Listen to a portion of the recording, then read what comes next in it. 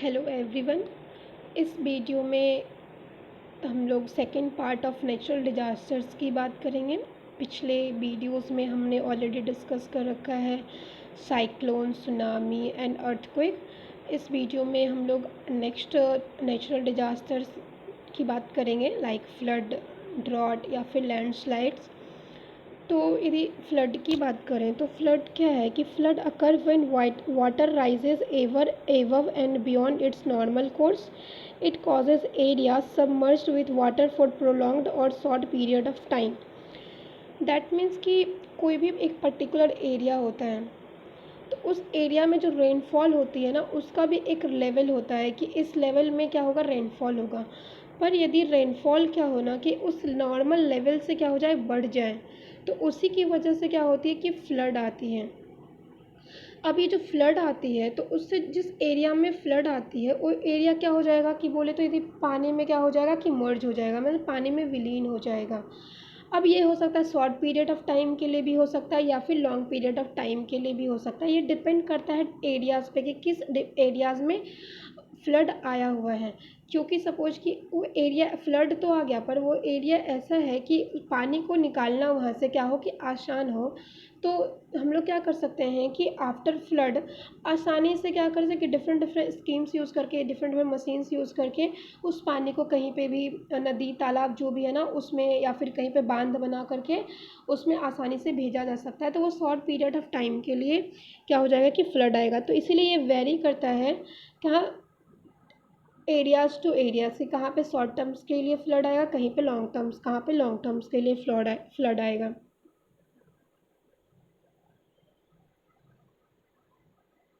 अब यदि बात किया जाए कि जो इंडिया में जो फ्लड होती है उसके लिए मोस्टली कौन सी रिवर रिस्पॉन्सिबल होती है, दैट मीन्स कि कौन से मतलब कौन सी नदी में जो है ना पानी ज़्यादा हो जाती है जिसके वजह से एरियाज़ क्या होते हैं, फ्लड एरियाज़ में फ्लड आती है. तो वो जो मोस्ट है वो क्या है, गंगा एंड ब्रह्मपुत्र रिवर है, वो क्या है कि लार्जेस्ट फ्लड ऑफ इंडिया के लिए के लिए रिस्पॉन्सिबल होती है. अब यदि हम लोग बात करें ड्रॉट की तो ड्रॉट क्या होता है, सूखा. तो सूखा क्या है कि drought is a natural phenomenon which happens when an area receives lesser rainfall than expected or in comparison to normal rainfall level for the area. Drought यदि किसी भी पर्टिकुलर एरिया में आती है तो ऑलरेडी पता है कि किसी भी पर्टिकुलर क्षेत्र के लिए रेनफॉल का एक लेवल होता है, उसको नॉर्मल लेवल बोला जाता है. अब यदि क्या हो कि रेनफॉल उस नॉर्मल लेवल से कम हो, दैट मीन्स कि वहाँ पे क्या हो जाएगा कि सूखा हो जाएगा. मीन्स कि रेनफॉल क्या हो, नॉर्मल से कम हो, तो इसी को हम लोग क्या बोलते हैं कि सूखा बोलते हैं. It is a dry situation which deficit rainfall, lack of water for household use और एग्रीकल्चर और a deficiency of surface and subsurface water resulting in acute shortage of water.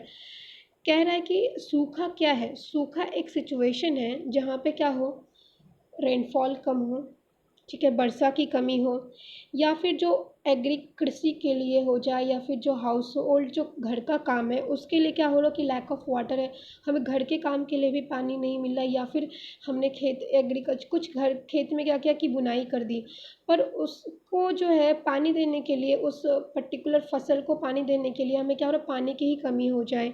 ये क्या है, एक सिचुएशन है. या फिर क्या होगा कि सरफेस जो वाटर है उससे क्या हो जाए, डेफिशिएंसी हो जाए, तो यही सूखा बोलते हैं इसी को. दैट मीन्स कि सरफेस के अंदर पानी की कमी हो जाए, या फिर हमें हाउस होल्ड वर्क करना हो, या फिर एग्रीकल्चर हो, या फिर जो रेनफॉल हो उसमें कमी आ जाए, तो इस यही क्या होती है कि सूखा इसी को कंसीडर करते हैं.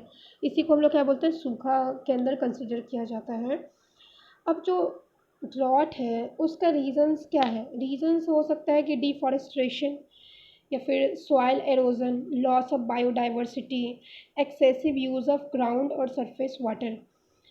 इसके रीजंस हैं कि जो हम लोग क्या कर रहे हैं कि वन को काटते जा रहे हैं, जिसकी वजह से क्या हो रहा है कि क्लाइमेट में बहुत दुष्प्रभाव पड़ रहा है, उसकी वजह से रेनफॉल्स कम हो रहे हैं, सॉइल एरोजन हो रहा है, बायोडाइवर्सिटी, लॉस ऑफ बायोडाइवर्सिटी हो रहा है, और जो ग्राउंड वाटर है उसको हम लोग क्या करें, एक्सेसिव यूज़ कर रहे हैं, तो उस एक्सेसिव यूज़ की वजह से क्या हो जाएगा कि सूखा आएगा.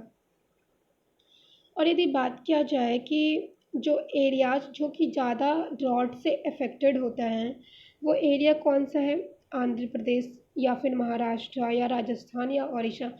मतलब जनरली इन सारे जो सिटीज़ होते हैं या जो स्टेट्स हैं, आंध्र प्रदेश, महाराष्ट्र, राजस्थान एंड ओडिशा, इन सारे सिटीज़ में जनरली ड्रॉट होता है क्योंकि यहाँ पे जो पानी की कमी होती है, दैट मीन्स कि सरफेस के अंदर का जो वाटर लेवल का यदि बात करें तो वाटर लेवल क्या है कि बहुत कम है। तो उस वाटर लेवल की कमी की वजह से और फिर डिफरेंट डिफरेंट जो चेंजेस हो रहे हैं क्लाइमेट में, उसकी वजह से वहाँ बारिश क्या होती है, बहुत कम होती है। तो यही क्या है कि सूखा के अंदर जो एरियाज़ हैं वो ये सारे एरियाज़ हैं। अब यदि हम लोग नेक्स्ट बात करें लैंडस्लाइड्स की, तो लैंडस्लाइड्स क्या है कि the term landslide include all varieties of mass movement of hill slopes and can be defined as the downward and upward movement of slope forming materials composed of rocks, soils, artificial fills, or combination of all these materials along surface of separation by falling, sliding and flowing either slowly or quickly from one place to other। तो landslides क्या होती है कि जैसे movement of rock हो गया या फिर अर्थ हो गया या फिर क्या है कि ज़मीन के टुकड़ों का ना ऊंचाई से गिरना, यही सारे क्या होता है लैंडस्लाइड्स के अंदर आते हैं। अब लैंडस्लाइड्स का रीज़न क्या है कि due to heavy rainfall, heavy rainfall के कारण से भी लैंडस्लाइड्स होती हैं या फिर कि बाढ़ एंड भूकंप के आने से भी क्या होती है कि लैंडस्लाइड्स होती हैं। तो ये लैंडस्लाइड्स के रीजंस हो गए। अब यदि मैं बात करूँ कि लैंडस्लाइड, तो लैंडस्लाइड को जनरली जो है ना क्लासिफाई किया जाता है कि ये क्या है कि एक तरह का मास वेस्टिंग है, कि means type of mass wasting है। अब यदि हम लोग बात कर रहे हैं कि different major disasters in India since 1970, that means कि 1970 से इंडिया में कितने तरह के डिजास्टर्स आए हैं। तो यदि उसमें क्या है कि साइक्लोन है, अर्थक्वेक है, लैंडस्लाइड्स है, फ्लड है, और ड्यू टू दैट डिजास्टर्स क्या इम्पैक्ट हुआ है। तो सपोज़ कि हम लोग फॉर एग्जांपल साइक्लोन लेते हैं, तो 1971 29 अक्टूबर 1971 ओडिशा में क्या हुआ था, साइक्लोन आया था। ड्यू टू दिस साइक्लोन कितने सारे लोग मरे, अबाउट 10,000 पीपल जो है ना killed due to that cyclone. या फिर बात करें आंध्र प्रदेश, तो आंध्र प्रदेश में 19 नवंबर 1977 को साइक्लोन आया था। इसकी वजह से अप्रॉक्स 20,000 पीपल क्या हो गए कि मारे गए इस cyclone, due to this cyclone.